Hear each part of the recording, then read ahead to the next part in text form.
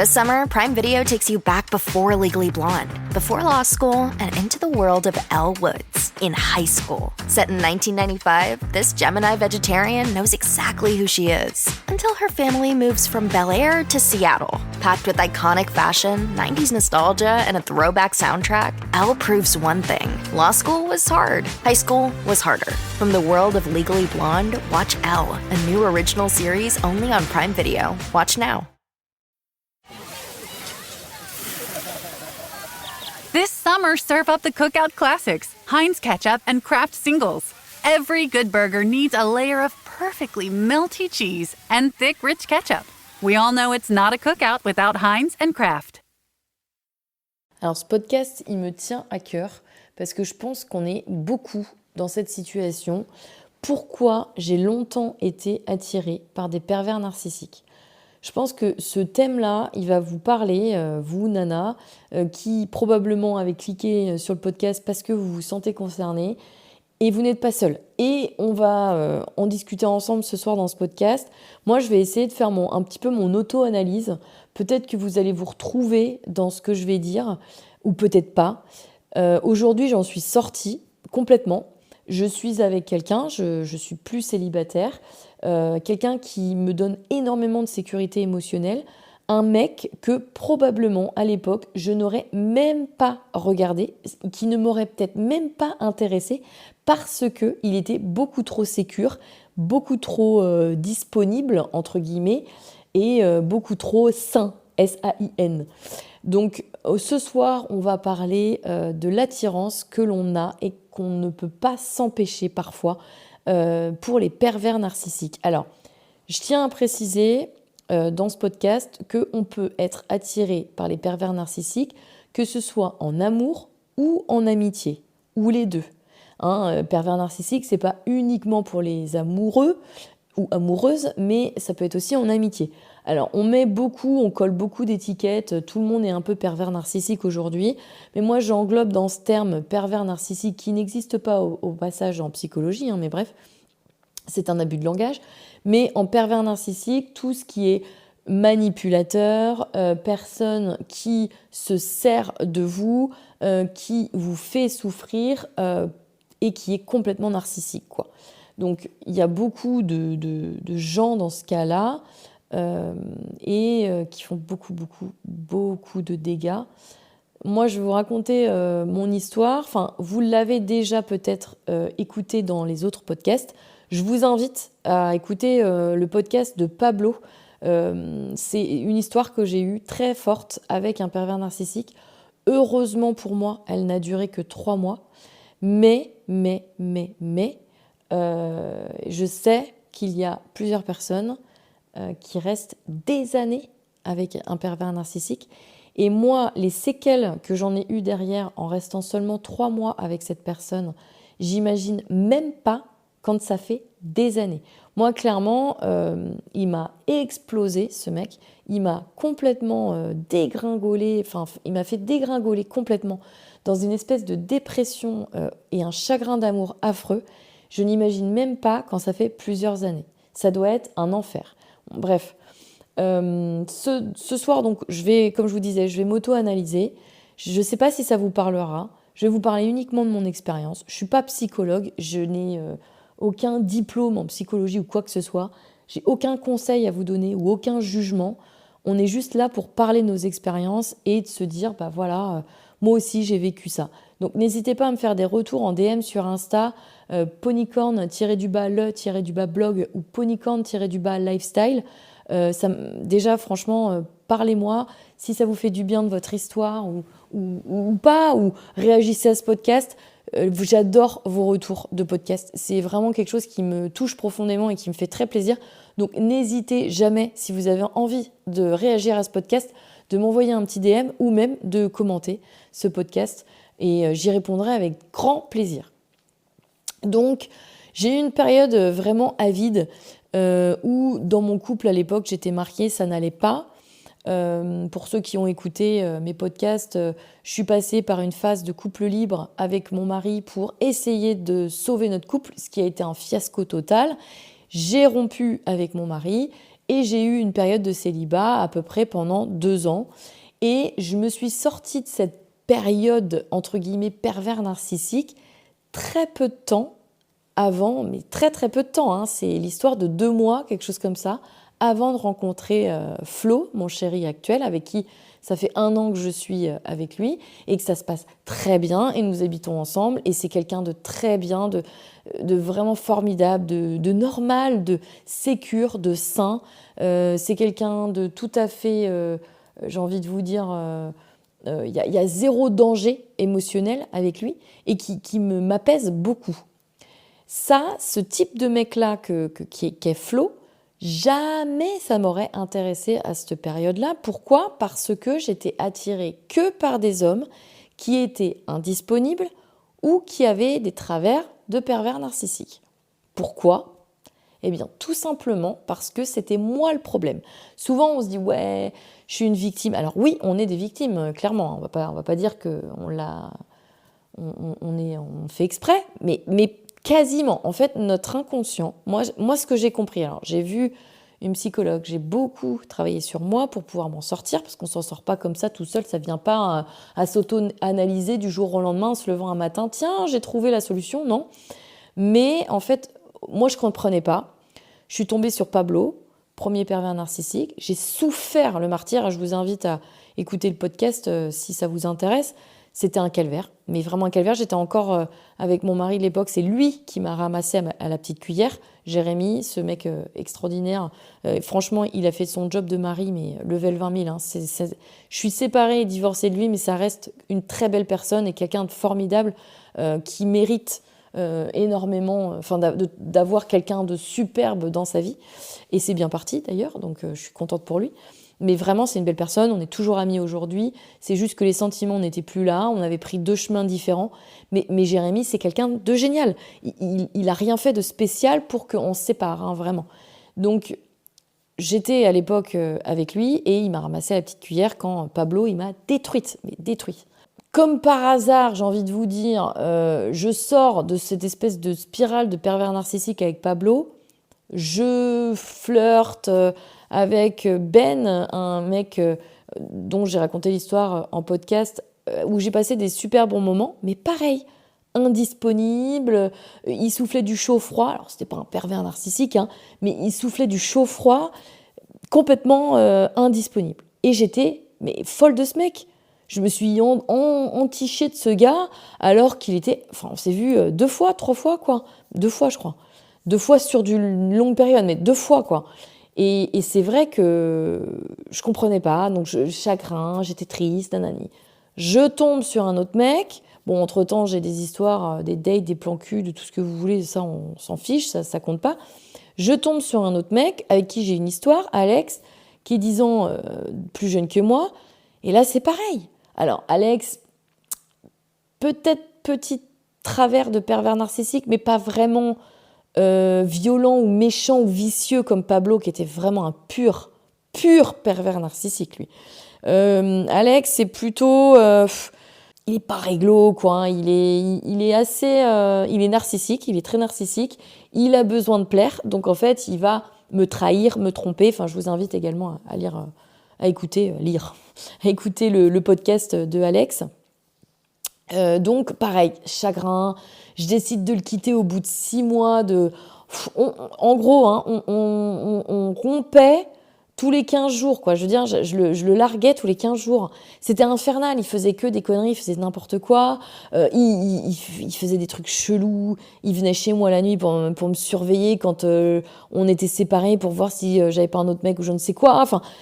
Il était bizarre aussi, donc pareil, rebelote, histoire chelou, mec un peu manipulateur, un peu pervers narcissique, pas méchant dans le fond, c'est pas un méchant garçon Alex, mais vraiment pas une bonne personne pour moi, quoi. Le mec qui me tire vers le bas et qui me fait plus de mal qu'autre chose, quoi. Bref. Rebelote, replan cul, machin, qui est pas sérieux, et je retombe sur un autre gars. Cette fois, c'est Ludo, le mec de ma pote d'enfance. Pareil, si vous voulez écouter le podcast, il est un peu lunaire, vous verrez. Pareil, manipulateur, level 20 000. Donc je retombe dans ces travers-là. le mec, il me manipule, jusqu'au moment où je lui avoue mes sentiments, et là, il me largue comme une malpropre, il me respecte pas. Enfin, vraiment, l'histoire, pareil, je suis restée avec lui 3 mois, mais il me fait vraiment beaucoup de mal, il me respecte pas. J'ai un chagrin, je suis pas bien. Et là, c'est le déclic. Après Ludo, je me dis, j'en ai marre. Alors, il faut savoir que pendant toute cette période, je vois une psy. Je vois une psy et elle me fait beaucoup de bien. Elle me fait comprendre beaucoup de choses. Et en fait, quand je gravis le Kilimandjaro et que je descends le Kilimandjaro, j'ai l'impression que mon esprit est totalement clair et que j'ai plus besoin de ma psy. Donc je lui dis, c'est bon, je suis guérie, j'ai fait ce que j'avais à faire, au Kili, patati, patata. Sauf que je suis à cette période-là, c'est là où je rencontre Ludo et je retombe pareil dans le même schéma avec un manipulateur, machin. Et quand il me largue, je ne sais pas pourquoi, j'ai un espèce de déclic où je me dis, mais en fait, ce ne sont pas les mecs le problème, c'est moi. Si j'attire que des hommes comme ça et que je m'entiche de mecs comme ça, eh bien forcément, c'est que ça vient de moi. C'est que je dois avoir un schéma et c'est toujours le même et je ne peux pas m'en empêcher et je suis attirée par ces hommes-là. Pourquoi ? Et là, il y a tout qui change pour moi parce que je me dis pas « Oh, j'en ai marre, nanani, je tombe toujours sur des mecs pas bien ». Et je retombe et je me pose pas la question et je retombe encore et encore sur des mecs pas bien. Et là, je me demande pourquoi, et pas « j'en ai marre », mais je me demande pourquoi je tombe sur des mecs pas bien. Je sais que c'est de ma faute et je me demande pourquoi, qu'est-ce qui fait que je tombe sur des mecs pas bien ? Qu'est-ce qu'il y a en moi qui fait que je tombe sur des mecs pas bien ? Et là, je me mets à travailler vraiment sur moi. Je regarde des vidéos de ça. Il y a énormément de vidéos, notamment sur YouTube, de psychologues et de psychiatres qui sont extrêmement intéressantes. Je vous invite à aller voir. Alors, j'ai plus les refs en tête comme ça, de mémoire, mais je vous invite à taper dans YouTube pourquoi je suis attirée par des pervers narcissiques, pourquoi est-on attiré par des pervers narcissiques. Et vous aurez des vidéos de psychiatres et de psychologues qui sont très intéressantes et qui m'ont permis, moi, de me poser les bonnes questions. Donc, je me suis posé la question, pourquoi j'attire uniquement des hommes et pourquoi je garde uniquement, ce qui m'intéresse, ce sont les hommes indisponibles et les pervers narcissiques, les manipulateurs. Pourquoi ? Tout simplement, la réponse qui m'est apparue, à force de regarder plein de vidéos et de me poser des bonnes questions, c'est que moi-même, je n'étais pas disponible. Je ne voulais pas me remettre en couple. Et c'était extrêmement paradoxal parce que pendant toute ma période de célibat, je ne voulais qu'une chose, c'était me remettre en couple, mais différent de ce que j'avais vécu avec mon ex-mari. Je voulais retrouver une passion, je voulais avoir un couple fusionnel, je rêvais de ça. C'était vraiment un mythe, je rêvais de ça, mais en même temps, je construisais tout dans ma vie pour être toute seule, célibataire et bien autonome. J'avais pris mon appart, j'étais bien sûr indépendante et libre financièrement, puisque je travaille pour moi, j'étais à mon compte avec mon entreprise. Je me faisais un petit cocon dans mon appartement. J'adorais mon appartement. Et même, je me disais tout le temps, « Ah, mais de toute façon, si je suis en couple, je veux certainement pas habiter avec une personne. Je veux pas habiter avec l'autre. Je veux être en couple, mais chacun chez soi. » Alors, je trouve ça très bien pour les couples qui le font. Mais moi, à la base, ce qu'il faut savoir, c'est que je suis vraiment, entre guillemets, vieille France. Et j'ai toujours habité avec mes copains et ça a toujours été quelque chose d'important pour moi parce que je suis quelqu'un de très câline, je suis très indépendante comme personne, mais j'aime passer du temps avec la personne que j'aime et j'aime avoir un cocon avec lui. Et c'est vrai que là, j'avais complètement une autre façon de voir le couple. Je ne voulais pas habiter avec la personne, je voulais qu'on se voit très peu. C'est-à-dire que passer toute la semaine toute seule et se voir que le week-end. Je voulais une relation qui était extrêmement libre et très ponctuée, quoi. C'est-à-dire je voulais pas voir le mec de la semaine, je voulais me focus sur mon travail toute la semaine, voir mes copines, mes amis la semaine et le week-end, à la rigueur, on passait du temps ensemble et de temps en temps partir en vacances ensemble, quoi. Je voulais pas habiter avec lui et je voulais pas le voir la semaine. Trop chelou. Enfin, trop chelou pour moi, hein. Attention, Je ne juge pas les gens qui ont un fonctionnement de couple comme ça. Bien au contraire, je trouve que si ça vous va et si vous êtes équilibré, épanoui là-dedans, mais faites-le. Mais moi, au contraire. Mais par rapport à moi et toute ma vie passée, c'était quand même chelou. Mais je m'étais dit, j'ai changé, je suis plus la même personne, donc blablabla, blablabla. Ok. Mais je me posais pas plus de questions que ça finalement. Et là, quand je découvre qu'en fait, c'est moi qui est indisponible, et c'est pour ça que je ne veux pas de mecs qui sont faciles, entre guillemets, qui te disent moi, je suis célibataire, je suis prêt à me maquer, j'ai un travail stable, je suis pas un pervers narcissique, je suis tout à fait normal, je trompe pas mes copines. Non, mais moi, ça m'intéresse absolument pas, un mec comme ça. Moi, je voulais un mec à sauver, un mec border. Donc, à chaque fois que je tombais sur des mecs, à chaque fois, c'était des mecs en détresse. Le Pablo, il était complètement siphonné, il avait des problèmes dans tous les sens, c'était un dépressif chronique, il avait une histoire de famille, mais n'en parlons pas, avec une mère qui voulait même pas de ses gosses, qui a enfanté 3 gamins, on ne sait même pas pourquoi, elle-même ne sait pas pourquoi. Donc imaginez les gamins, ils sont tous border. Le Pablo, du coup, il a grandi avec ça, complètement à côté de la plaque, débilos fini, en dépression, burn-out et compagnie. Et surtout, méga chelou, level 20 000. Je vous ai pas raconté tous les détails dans le podcast, fort heureusement. Et le Alex, pareil, une histoire d'enfance pas facile, pas bien dans sa peau, nanani, nanana. Et le Ludo, n'en parlons pas, il avait eu des décès dans sa famille très violents, il était en dépression totale finie, il s'était laissé aller de ouf. Le mec, je le récupère à la petite cuillère et je me dis, je vais le sauver, quoi. What the fuck, meuf, n'importe quoi. Faut arrêter. Les filles, si vous écoutez ça et que vous aimez bien sauver des mecs, arrêtez de vouloir sauver des mecs. Ça ne marche pas.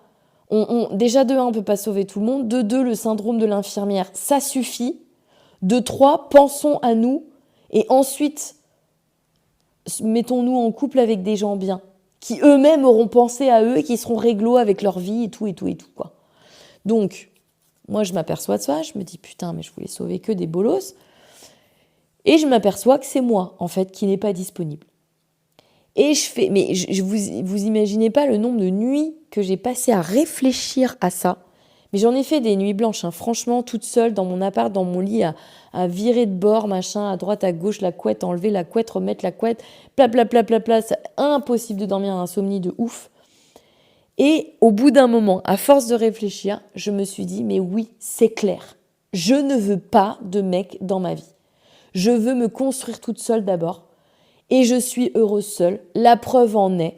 Et je n'ai pas besoin d'être en couple pour exister. À partir de ce moment-là, quand j'ai débloqué ça dans mon esprit et que j'y ai réellement cru, parce que c'est une chose de se le dire, oui, j'ai besoin de personne, mais il faut pas se mentir à soi-même. Tu peux raconter la messe à qui tu veux, mentir à n'importe qui de ton entourage, c'est ton problème. Mais te mentir à toi-même, c'est complètement con. Parce que tu peux pas avancer quand tu fais ça. Et tu te mens et tu es dans un schéma toujours le même et tu veux pas voir la vérité en face, tu veux pas te remettre en question. Ça, c'est de la merde. Il faut pouvoir avoir le courage de se dire, voilà, j'ai un problème. Effectivement, c'est la merde, mais je vais pouvoir le régler. Et à ce moment-là, c'est exactement ça que je me dis. C'est la merde, je suis malheureuse. Clairement, à l'époque, j'étais pas heureuse. Avec les mecs, hein, je parle. À chaque fois que je tombais sur quelqu'un, ça me rendait malheureuse. Par contre, une fois sevrée, parce que tu as le sevrage des hormones et de l'amour et compagnie, donc au bout de 15 jours, une fois sevrée, j'étais heureuse célibataire. Et je commençais à rechercher des mecs et paf, rebelote, je retombais sur des bolos. Donc là, je me suis dit, ça y est, je suis sevrée. Ludo, j'en ai plus rien à secouer. Oh, ça n'a pas mis longtemps, hein, j'ai envie de vous dire. Et je me dis, maintenant, je vais penser à moi et uniquement à moi. Je vais me construire un cocon à moi, toute seule, et je vais me suffire à moi-même. Et à partir de ce moment-là, je peux vous dire que tout a changé. Je me suis retrouvée à avoir une aura de ouf. Alors déjà, comment dirais-je ? C'est vrai que je ne datais pas des gens que je connaissais dans mon entourage parce que j'avais pas envie, je savais que c'était des plans cul ou des trucs comme ça, et j'avais pas envie de croiser ces personnes au sport ou tous les jours. Et étant donné que je travaille sur les réseaux et que je fais du massage équin et que 99% de ma clientèle est féminine, c'était compliqué de rencontrer des gens. Donc, je m'étais inscrite sur Tinder. Et là, je prends la décision d'arrêter Tinder. Je vire Tinder, j'éteins tout et je me dis, j'arrête, je rencontrerai probablement personne pendant très longtemps, puisque je veux pas des gens de mon entourage, machin. C'est pas grave. Et alors, moi, pour parler sans tabou, je suis une personne qui aime le sexe. Je suis quelqu'un qui est très...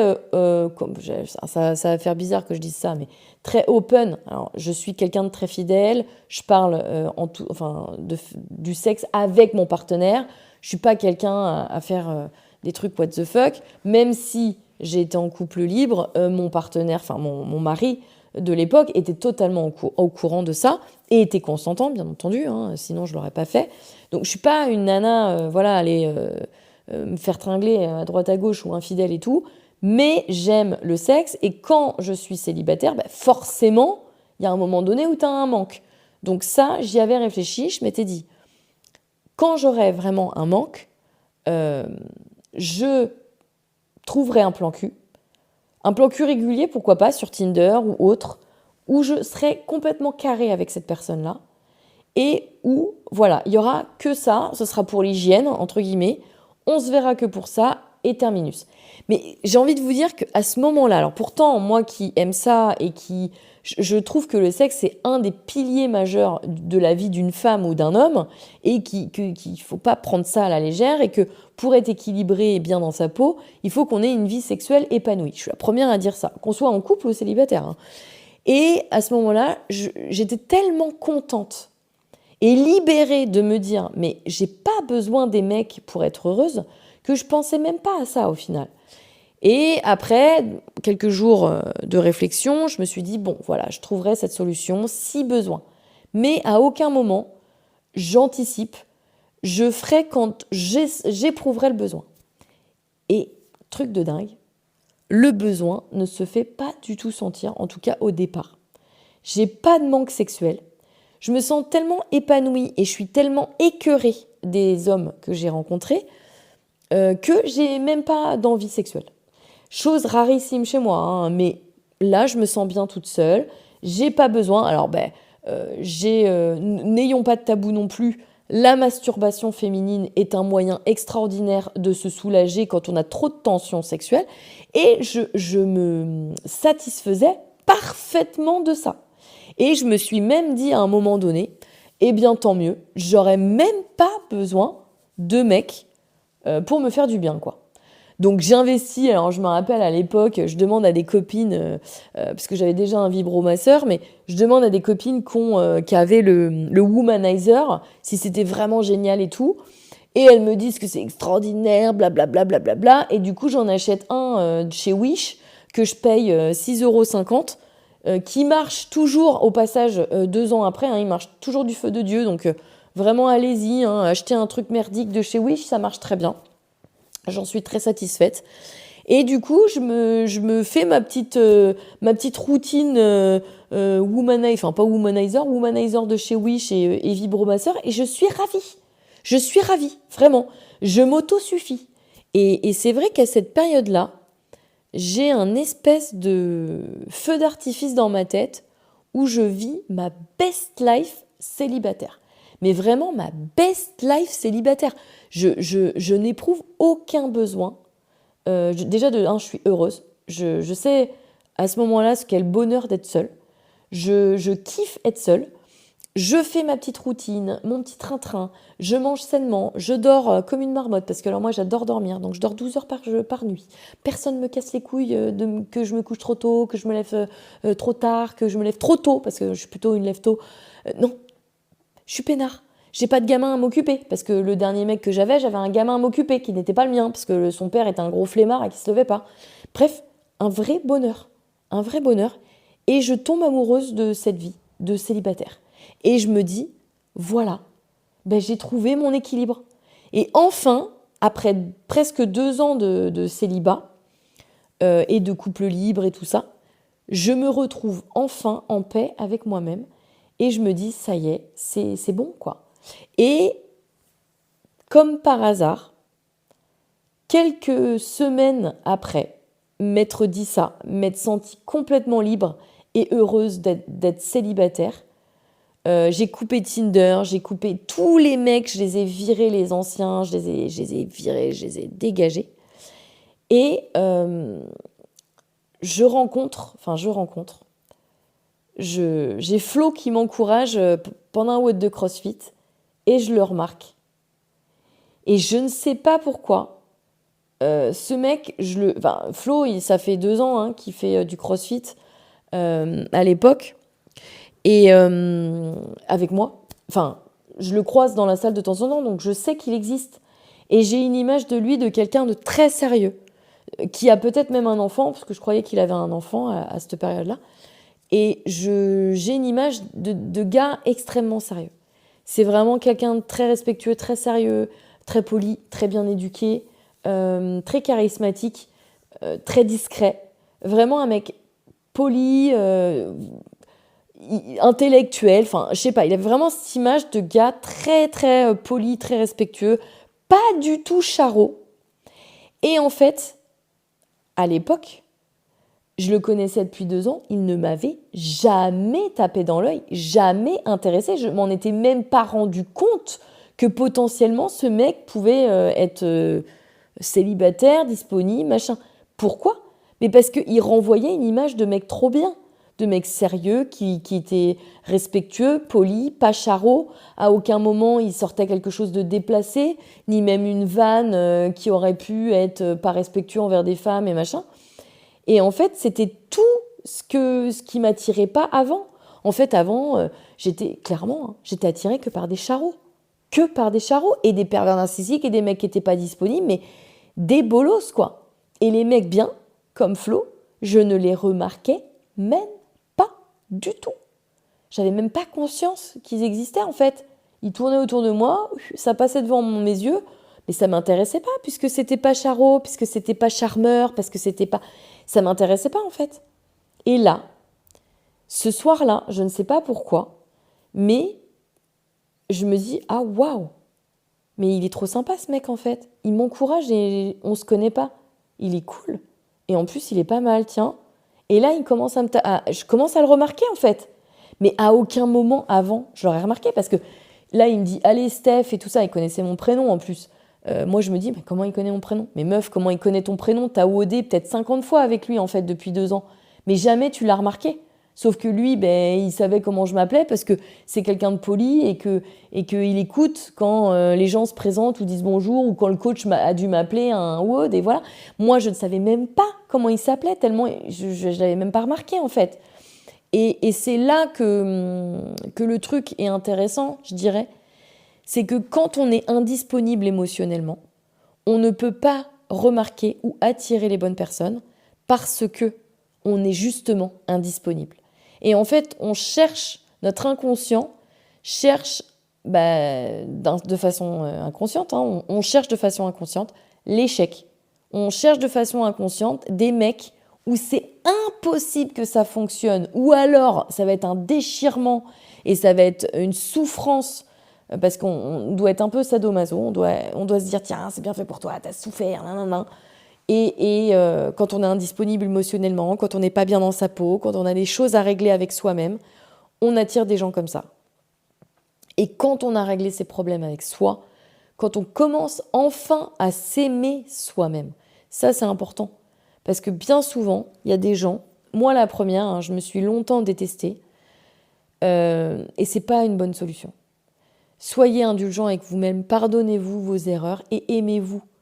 Moi, depuis que j'ai fait ça, très sincèrement, ça fait tout petit peu plus d'1 an, ma vie, elle a complètement changé. Déjà, je me sens beaucoup moins stressée parce que je me pardonne quand je fais des erreurs. J'ai moins de charge mentale. Je me sens beaucoup mieux dans ma peau. Je peux aussi avoir, des projets plus audacieux, puisque je me fais beaucoup plus confiance, j'ai plus confiance en moi. Et enfin, comment dirais-je, je vois la vie différemment. En fait, j'ose plus faire des choses que j'aurais peut-être pas osé avant faire. J'ai plus de courage, par exemple. Et ça, je pense que c'est vraiment lié à ça. C'est vraiment lié au fait que maintenant, je prends soin de moi, chose que je faisais pas avant. Que ce soit dans la nourriture, le sommeil, je sais dire stop. Quand ça ne plaît pas, par exemple, je sais pas, si un projet ne me plaît pas dans mon taf, je vais pas le faire. Même si j'ai une pression autour de moi qui va dire quand même Steph, faut pas refuser un truc comme ça. Non, si moi ça me va pas, ça m'oppresse, je me fais confiance avant tout. Alors qu'avant, j'écoutais les autres avant moi. Je demandais toujours l'avis de tout le monde.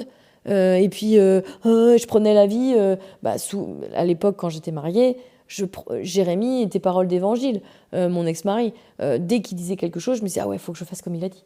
Et du coup, je me suis complètement dépersonnalisée et je me suis complètement oubliée, je me suis perdue et je ne savais plus qui j'étais. Et aujourd'hui, c'est plus du tout le cas.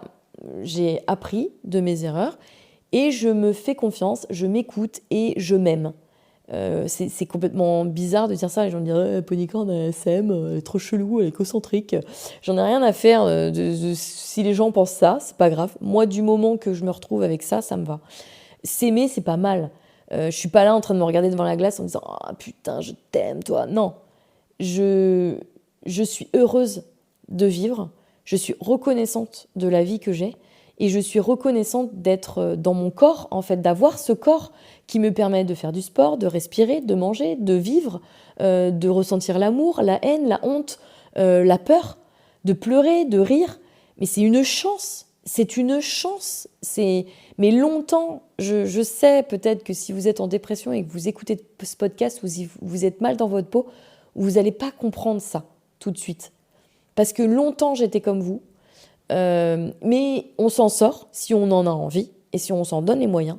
Et une fois qu'on s'en sort, on se rend compte de cette chance que l'on a juste de vivre, juste de respirer.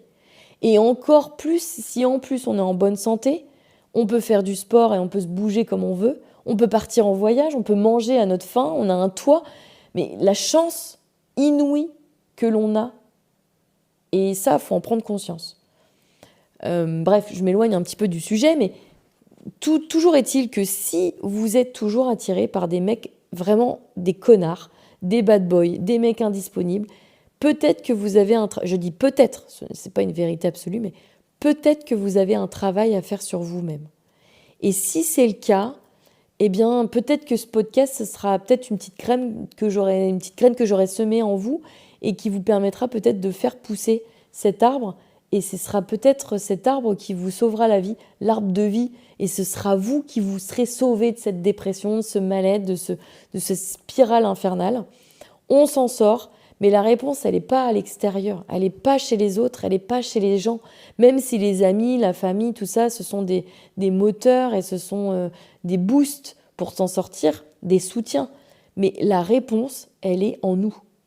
Et il faut la trouver. Et c'est super complexe, je vous l'accorde. C'est très long aussi, c'est très dur, mais quand on s'en donne vraiment les moyens, on la trouve. Comme dirait un célèbre philosophe que j'adore, du nom de Marty McFly dans Retour vers le futur, quand on veut très fort quelque chose, on finit toujours par y arriver. Sur cette bonne parole, je vous laisse apprécier cette fin de podcast et moi je vous donne rendez-vous tous les mardis et tous les vendredis à 22h sur The Ponycorn Diary. C'était Steph et je vous fais de gros bisous. Salut!